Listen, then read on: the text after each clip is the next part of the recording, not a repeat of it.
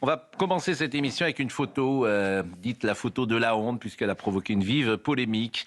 Et sans doute, les auditeurs d'Europe 1 connaissent-ils ou ont-ils vu peut-être cette photo qui était sur les réseaux sociaux, puisqu'elle a été mise sur le compte de Jean-Luc Romero, où on voit Jean-Luc Romero précisément et Anne Hidalgo, maire de Paris, et ils partent pour Auschwitz, puisqu'on célèbre aujourd'hui l'anniversaire des camps de la mort, de la libération des camps de la mort. Et puis il y a effectivement cette mine réjouie des départs pour visite des camps de la mort d'Auschwitz-Birkenau avec Anne Hidalgo, et il y a évidemment un décalage entre ce qui est dit et la mine réjouie de ces gens dont on a le sentiment qu'ils partent ou à Disneyland ou en vacances ou je ne sais où, et qui a provoqué des réactions. Et comment dire, on voit peut-être quand même la déconnexion. Tu te dis, qu'est-ce qui se passe dans la tête d'Anne Hidalgo et de M. Romero, qui est un homme évidemment respectable, pour mettre cette photo tout souriant, comme si tu allais voir, je l'ai dit, comme si tu partais en vacances, en fait. Alors, tu pars pas en vacances, tu pars à Auschwitz. Oui, mais tu pars pour Auschwitz. Il y a deux choses, en fait. Elisabeth Lévy, vous, ça vous a pas choqué? Alors, je vous explique. Ce qui me choque, c'est qu'on la publie. Par ailleurs, oui, ça c'est un peu le centre. C'est un peu l'objet de notre discussion. C'est pas le fait que dans l'avion pour aller à Auschwitz, je suis désolée, je veux dire, c'est comme ça. On a fait des poèmes après Auschwitz, quoi qu'on en ait dit, on a continué à vivre. Quand des enfants vont à Auschwitz, ils visitent le camp, peut-être sont-ils très... Et après, ils font des batailles de boules de neige qui est horrible. Mais que dans l'avion, ils soient... pas, si vous voulez, dans une espèce de prière, je peux le comprendre, je suis désolée. Et Elisabeth Lévy. Ce qui me gêne, c'est la diffusion. Le reste, c'est un peu de l'hypocrisie de nous expliquer que les gens... Vous avez des chefs d'État qui vont à Auschwitz, ils s'isolent pour téléphoner et parler de toute autre chose. C'est comme ça. Non, la vie a continué. Elisabeth Lévy, vous êtes à contre-courant de l'opinion dominante. Et alors, c'est grave ? Bah, c'est ennuyeux de ne pas sentir ce que les uns et les autres trouvent de choquant là-dedans. C'est-à-dire que les gens, ça les choque. C'est maladroit, mais c'est pas parce que les autres sont choqués, Pascal, que je dois être choqué. L'émotion... Bon, vous avez parlé. Oui, vous avez... Voilà, vous avez raison. Mais non, vous ne vous taisez pas non plus. Mais comment dire, comment dire, moi j'ai reçu beaucoup de... j'ai vu beaucoup de gens, ça les choque, parce que c'est pas... En fait... Ça participe, vous savez, il y avait une jeune femme qui se prenait en photo devant le camp d'Auschwitz, dans des... bon, il y a des endroits peut-être où il ne faut pas faire de photos, en fait. C'est-à-dire que il y a des endroits, effectivement, qui méritent peut-être le respect, et il y a des... On ne fait pas un selfie à Auschwitz. Oui, mais ils sont dans l'avion. Ils sont dans l'avion, là. Ils sont dans l'avion. Oui, mais ils vont à Auschwitz, quoi. Bon, enfin, ils sont en train de sourire. Enfin, moi, je trouve ça... Je vais pas leur faire un procès pour cela. Je vous dis deux choses. Ça montre la société du spectacle dans laquelle on est. Ah oui. Donc, c'est quand même important. Ça montre également la déconnexion, en l'occurrence d'Anne Hidalgo. Déconnexion totale, parce qu'elle ne se rend même pas compte que ça peut être piégeux de la voir sourire. Ça montre quand même c'est pas très malin, on va le dire comme ça. C'est pas très malin. Ah, c'est pire, la diffusion est terrible. Mais c'est la diffusion qui pose problème si tu fais... Mais enfin... c'est les réseaux sociaux. Mais c'est de la communication. Écoutez, c'est de la communication politique. Il s'agit d'élus. Parce qu'elle pense que c'est une bonne chose. Oui, c'est si elle le diffuse, elle pense que c'est une bonne chose. Autrement, elle ne l'aurait pas diffusé. C'est pas elle qui l'a diffusé. Non, mais c'est son adjoint en charge des droits humains, donc c'est quand même l'équipe municipale. C'est M. Romero. Il y a quand même près de 4... Moi, je veux juste préciser, il y a quand même près de 400 personnes qui travaillent à peu près à la communication de la ville de Paris. C'est énorme par rapport aux autres villes. C'est presque 10 millions par an. Il ne faut pas croire qu'il n'y ait pas une personne qui leur ait dit, écoutez, c'est pas très opportun de publier cette photo-là. Mais tout le monde a dû le penser, mais comme toujours, personne n'a osé le dire parce que c'est très difficile. En l'espèce de dire à Madame Hidalgo, ce que vous faites, c'est pas très malin. Alors la photo a été retirée depuis. Mais c'est pas un compte perso, le type. Richard Millet. Il se trouve que je viens de revoir, je vous l'avais déjà dit, intégralement Shoah. Oui. Et effectivement, j'ai beaucoup réfléchi à ce que c'était la Shoah en revoyant ce film. C'est-à-dire, c'est la chose qu'on ne peut pas se représenter, nous, qui ne l'avons pas vécue. Et effectivement, cette photo, la diffusion en tout cas de cette photo me choque, parce que ils vont à Auschwitz, ils ne vont pas à Malte ou à, ou à Disneyland. Donc c'est tout. Maintenant, bon, c'est pas... non, mais c'est pour ça a choqué les uns et les autres. Et puis, ça a choqué, puis ça en dit beaucoup. C'est toujours beaucoup. Ça illustre la société dans laquelle nous sommes. Souris quand même. Georges Fenech. La photo a été diffusée, mais il n'en demeure pas moins qui sont souriants. Et ça, c'est choquant. Vous avez beau dire, effectivement, la vie continue, etc. Oui. Ce sont Emmanuel des Grégoire. élus, représenants quand même de Paris, qui vont à Auschwitz et qui sont... Emmanuel Grégoire était avec Sonia Mabrouk tout à l'heure. C'est il est candidat à la mairie de Paris. J'ai appris d'ailleurs que l'appartement du maire de Paris, qui faisait 1000 mètres carrés, sous Jacques Chirac, 1000 mètres carrés, et ben depuis 2001, il n'existe plus cet appartement. En crèche. Exactement, il a été transformé en crèche. Bonne chose. Il fallait un 1000 vélo, mètres carrés. Vous vous rendez compte, les hommes politiques, la vie qu'ils avaient il y a 40 ans, évidemment que c'était confortable. Chirac, hein, était Bien grand, sûr, ouais. il avait un appartement de 1000 mètres carrés. Donc, effectivement, dimension, quoi. Il y avait des piles.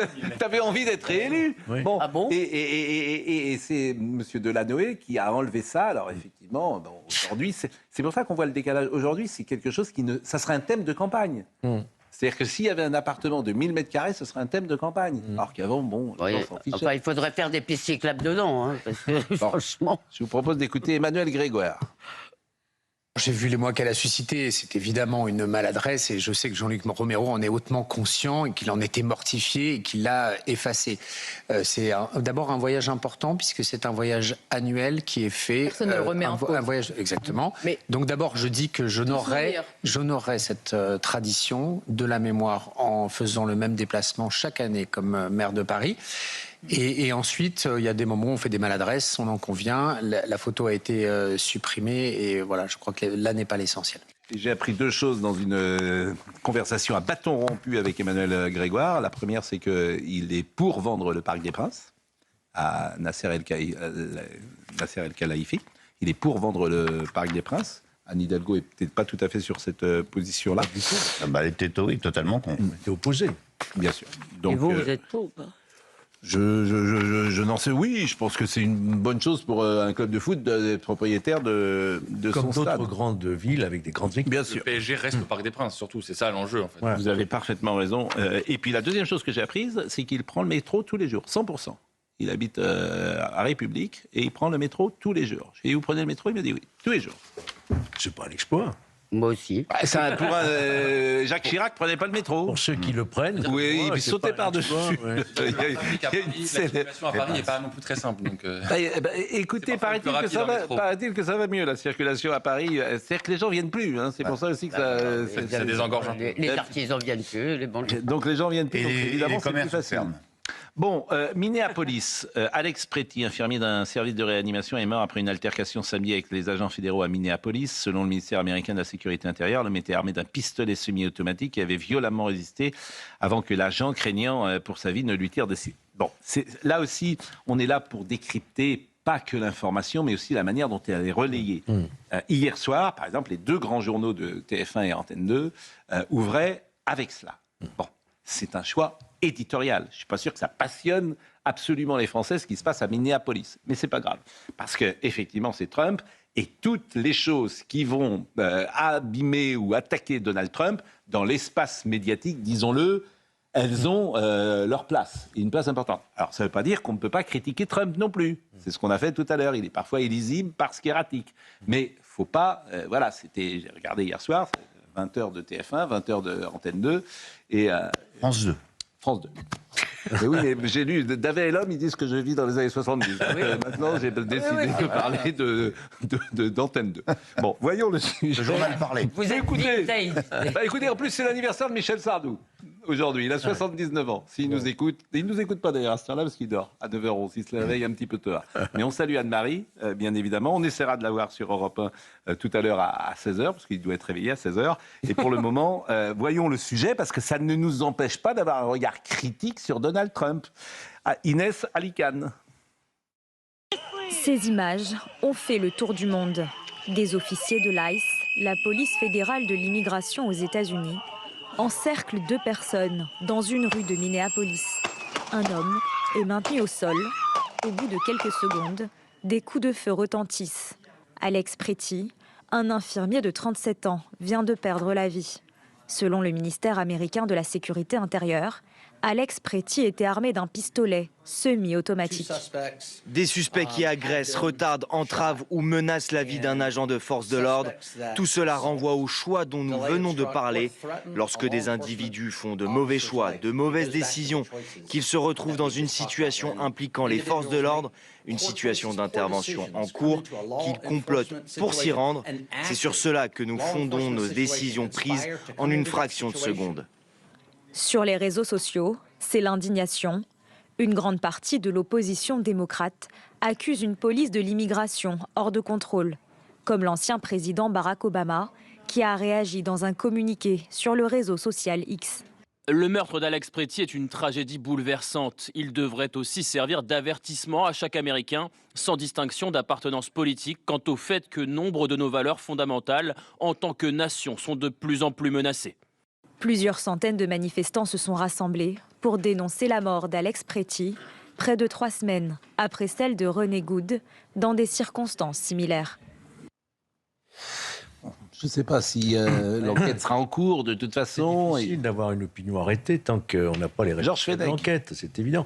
Ce qui apparaît certain, d'ores et déjà, c'est qu'il était la victime, la malheureuse victime, était armée, semi-automatique, chargée. Alors, est-ce qu'il y a eu effectivement un geste qui a pu être interprété par un policier qui se sont sentis en l'état de légitime défense? Ça nous rappelle plusieurs affaires chez nous, récentes encore. Donc, il faut rester prudent dans ce type d'affaires et ne pas politiser immédiatement. En fait, c'est toujours pareil. Les manifestants aujourd'hui, avec les réseaux sociaux, c'est très compliqué. Et avec les téléphones, c'est très compliqué. C'est-à-dire que tu es dans la provocation en permanence des policiers. Moi, je le vois, ils sont avec leur portable, ils sont en train comme ça, d'essayer de filmer, etc. Donc, c'est toujours pareil. Ça ne peut pas vous arriver à vous, ça ne peut pas m'arriver à moi, parce que quand tu vois un policier, top tempère. Voilà. Et tu ne vas pas le provoquer, etc. C'est toujours pareil. Oui. Ça n'empêche pas que la réponse doit être proportionnée, que c'est un drame absolu, que cet homme est mort, et ça. Mais sur l'enquête qui pourra le mais bien sûr, et Barack Obama qui met de l'huile sur le feu, parce que tout le monde a une part aujourd'hui de responsabilité. Bon. Mais ça, c'est le plus intéressant, je pense. Oui. Ça, c'est le plus la presse ce matin. La presse. Non, mais vous avez parfaitement raison en expliquant que la presse adore détester Trump. Et tout ce qui pourra l'affaiblir d'une manière ou d'une autre sera mis en avant. 2 choses. Sur les faits, moi, je ne me prononce pas, comme dit Georges Fenech, on n'a pas les détails. Ce qui est intéressant quand même, c'est la déclaration de Barack Obama. Pourquoi ? Parce que, en fait, c'est le réveil des démocrates en ce moment aux États-Unis. Ils ont pris un grand coup sur la tête avec l'élection de Trump. Depuis 1 an, on les entendait plus. Maintenant, on les revoit surgir. Et il y a des élections en fin d'année qui sont extrêmement importantes pour Donald Trump, qui pourrait perdre la majorité au Congrès. Et donc, c'est une vraie bataille politique qui commence sur ce thème de la violence policière, qui est un vieux thème aux États-Unis, qui est un pays très violent de toute façon. Mais Pascal, Elisabeth Lévy. Là, ce qui est intéressant, c'est que sur Trump, c'est vous qui êtes à contre-courant, parce que tous les sondages indiquent que les Français, dans leur ensemble, 80%, 75%, sont très hostiles à Trump, très inquiets de ses... Non, mais tout ce qu'ils entendent maintenant. Je ne vous reproche pas d'être à contre-courant, je vous le fais juste malicieusement et amicalement remarquer que là, vous êtes à contre-courant, parce que les Français sont... Je vous répète, avec tout ce qu'ils entendent matin, midi et soir contre Donald Trump, c'est difficile pour eux d'y voir des choses positives, permettez-moi puisque c'est un flot permanent anti-Trumpiste. Vous avez raison, mais c'est pas justement. Moi, j'ai pas envie de me laisser déterminer, si vous voulez, par la folie de certains médias à propos de Trump. 2 choses très vite. La première, c'est qu'il est caricaturé parce que il est quand même, comme vous l'avez d'ailleurs dit, parfois caricatural. Et la deuxième chose qui m'inquiète surtout, c'est qu'on a beaucoup parlé à propos de Trump. On a eu raison de la revanche des oubliés. Mais le problème, c'est l'idée de revanche. C'est-à-dire, est-ce que la partie de l'Amérique qui a été oubliée, je finis juste cette phrase, qui a été oubliée avant Trump, doit se venger, si vous voulez, en oubliant l'autre partie. Et ça me paraît quand même, ce qui est en train de se passer, moi, m'inquiète. Voilà, le retour de bâton, dans ce sens-là, m'inquiète. Richard Millet. Pour revenir à quelque chose d'un peu plus terre-à-terre, malheureusement, il se trouve que Minneapolis, c'est la seule ville des États-Unis où je sois allé. Et un ami qui m'avait invité là-bas m'expliquait qu'aux États-Unis, le problème qu'on ne connaît pas en Europe, c'est que lorsqu'un policier est devant quelqu'un... Pardon ? Non, allez-y. Lorsqu'un policier est devant quelqu'un, il ne sait pas à qui il a affaire et il ne sait pas s'il n'est pas armé. Oui. Donc, il y a tout de suite cette tension. toujours. Il m'a expliqué. Pourtant, il déteste Trump. Mais j'entends bien, mais en fait, c'est le rapport aux policiers. Il faut les aider, les policiers. Oui, non, mais je suis d'accord. En France, comme partout, il faut les aider. Je suis Donc, il faut les aider à faire leur travail. C'est-à-dire que si tu rentres dans un conflit, si tu n'obtempères pas, si ça s'appelle d'avoir un minimum de civisme, de civilité vis-à-vis de leur travail, de les respecter. Donc à partir du moment où tu te mets en opposition, effectivement, déjà ça agace forcément, et puis après il peut avoir la tension peut monter. Je suis étonné, moi, qu'il n'y ait pas davantage de comment se comporter devant un policier. Il devrait y avoir des petits clips, des choses comme ça. Vous voyez, oui, monsieur, bien sûr, pardonnez-moi, bien sûr, etc. Tu les aides.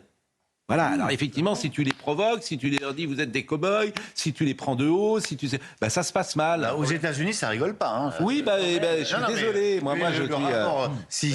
Je vais vous dire, le rapport français faisait la même chose aux États-Unis. Le rapport aux policiers en dit beaucoup sur les êtres. Voilà, beaucoup. Je suis désolé de vous le dire. Et quand je vois parfois des gens qui prennent de haut les policiers parce qu'ils roulent dans des belles voitures, etc., je trouve ça insupportable. Non, mais ce que disait Richard est très juste. La grande différence entre la France et les États-Unis, c'est qu'aux États-Unis, les armes sont en... Je suis d'accord. Politique française, Thomas Bonnet, ça veut dire que tout le monde... c'est le mistigris, Trump. On va se le refiler. Madame, vous voyez, il n'est pas chez moi. Et ça va peser. On est d'accord, Marine Le Pen a pris ses distances, les LR prennent leurs distances, parce qu'en fait, c'est eux qui sont les plus associés à Trump, la gauche, il n'y a pas de souci. La gauche, a toujours, oui. Voilà, mais, et on parlera de Hollande tout à l'heure, Hollande, la première chose qu'il dit ce matin, c'est, vous avez vu, Trump, danger. Et moi, j'ai beaucoup échangé avec des personnalités politiques au cours des dernières semaines, notamment dans le bloc central, et vous allez voir que l'argument moral est en train de s'établir petit à petit. D'abord, ça va être le procès en Trumpisation, donc vous l'avez un peu évoqué, c'est-à-dire vous êtes proche des idées de Trump, vous êtes accoquiné avec Donald Trump ou avec son équipe, donc ça va être le premier argument. Et le deuxième argument, ça va être, mais vous imaginez si dans le contexte international, on avait eu telle personnalité face à Donald Trump, ce que ça aurait donné. C'est-à-dire qu'on va avoir un procès en crédibilité qui va être instruit aussi par les mêmes personnes. Et donc c'est vrai que ça, vous parlez de bouée de sauvetage, en tout cas, ils se refont un peu la cerise. On voit que Emmanuel Macron, avec l'effet lunettes de soleil, a un peu repris de couleur dans les sondages. Donc il y a aussi, effectivement, un argument, un élément qui est en train de mobiliser dans le bloc central. Dans l'actualité aujourd'hui, les prisonniers djihadistes. Et j'ai entendu Vincent Herouet sur l'antenne d'Europe 1 tout à l'heure. Ça, c'est un sujet extrêmement important, puisque l'armée syrienne continue de progresser dans le nord du pays, tandis que les forces kurdes se replient. Vous savez que les Kurdes, il y a eu des bagarres, même des affrontements importants en France entre Kurdes. C'est-à-dire que l'immigration fait que maintenant, ils viennent régler sur le sol de France leur propre affrontement. Alors ça, c'est l'immigration, c'est les méfaits de l'immigration. N'importe les conflits chez nous. Mais ils se battent entre eux, à Marseille, entre Kurdes. À Paris, ça s'est produit également. Donc c'est bien. Bon. Et là, en l'espèce, les Kurdes, on les a lâchés. Oui, on les a trahis. Mais je suis d'accord avec vous, et c'est ce que disait Vincent Herouet. Vous avez parfaitement raison. Vous avez parfaitement raison. Ceux qui ont éliminé Daesh, il faut le savoir. Vous avez parfaitement raison, et Vincent Herouet dit que c'est une erreur importante. Alors, je voudrais qu'on voit peut-être si on a, il reste 1 minute 30. Donc, est-ce qu'on peut voir le sujet de Thibault Marcheteau sur les présidents, ou est-ce qu'on le verra après Alors, on le voit maintenant. Allons-y. Des images de libération qui se multiplient. Ce samedi, les forces syriennes ont libéré plus de 120 mineurs incarcérés dans ce centre de rétention que vient de concéder l'armée kurde dans le cadre d'une trêve. Lundi dernier, 120 détenus membres de l'État islamique ont réussi à s'échapper de la prison de Shadadi. Si une partie a pu être rattrapée, une quarantaine de terroristes restent dans la nature. Il est tout à fait possible, étant donné que ce sont des islamistes, qu'il y ait eu des complicités, des infiltrations dans les forces de Daesh, dans les forces de sécurité, et que dans certains cas, ils aient fermé les yeux. Mais on parle bien d'évasion, on ne parle pas d'une politique de libération voulue. Pour Claude Moniquet, le risque direct pour la sécurité française n'est pas imminent, même si ces islamistes radicaux sont dans la nature. Voir ces gens quitter la Syrie pour revenir vers l'Europe, et en particulier vers la France, ça sous-entendrait quand même qu'ils devraient passer par la Turquie, qu'ils devraient passer de Turquie en Europe, des frontières européennes à la France. Alors c'était possible en 2015 parce qu'il y avait des filières organisées, c'est quand même beaucoup plus douteux aujourd'hui. L'armée américaine a organisé ces derniers jours le transfert d'1 millier de détenus les plus sensibles pour être incarcérés dans les geôles irakiennes. Des transferts qui devraient se répéter dans les prochains jours. On entamera la discussion juste après la pause et on entendra Vincent Hervouette et on reviendra sur les Kurdes effectivement. Mais je vous l'ai dit tout à l'heure, aujourd'hui est un jour particulier puisque... Là, on passe de... Eh oui, mais c'est parce qu'on va rendre l'antenne pour quelques secondes. Vous avez vu, en plus j'ai choisi rouge.